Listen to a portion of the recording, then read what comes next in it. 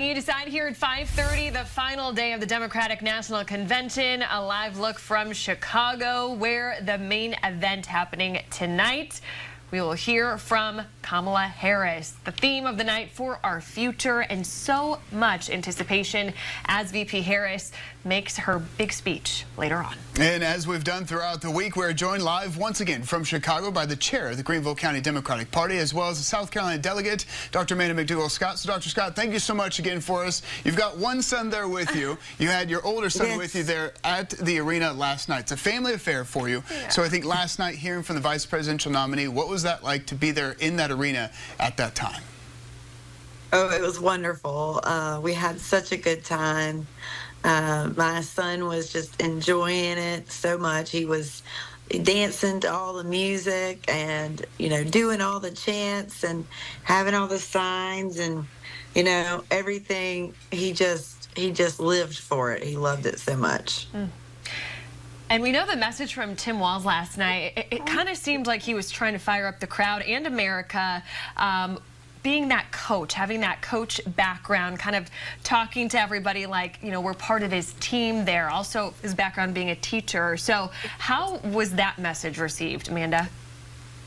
Everybody I think one of everybody's favorite things about Tim Walz is just how relatable he is and how he, really is just. I think who was it? I think it was Obama.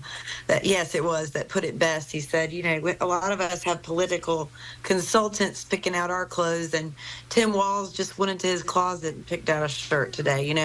So it's that relatability, and that we know that he's going to focus on teachers, and just looking around and thinking, he's the kind of candidate that everybody gets, and he gets us. So it was so relatable. It was like a breath of fresh air. And now tonight we have the headliner of the entire convention, Vice President Kamala Harris, expected to officially accept the Democratic Party's presidential nomination. So when it comes to policy, I think a lot of people want to hear some policy details from the Vice President. How much do you think that will make up of her speech tonight? And what do you hope that she does touch on to possibly pull in some more maybe undecided voters? I definitely think she'll outline some policy things. Kind of like I said, the past couple of days, I know that she's been working hard with her team to pull together the message on that and make sure that she gets it right. And I know she's been doing some listening to different groups who sometimes are feeling a little underrepresented, to make sure she's getting it right. So I know that she'll be delivering some of that, and also talking about the work that will be continued from the Biden administration. So I think everybody's looking forward to hearing that, and really just cheering her on and showing our support and the work that we're going to do. Now, personally, I'm also looking forward to hearing about child care and education. And in Greenville County, just yesterday, I think it was, that the school board voted not to have book fairs anymore, which is such a huge deal. Like, that's just not the direction that we want to go.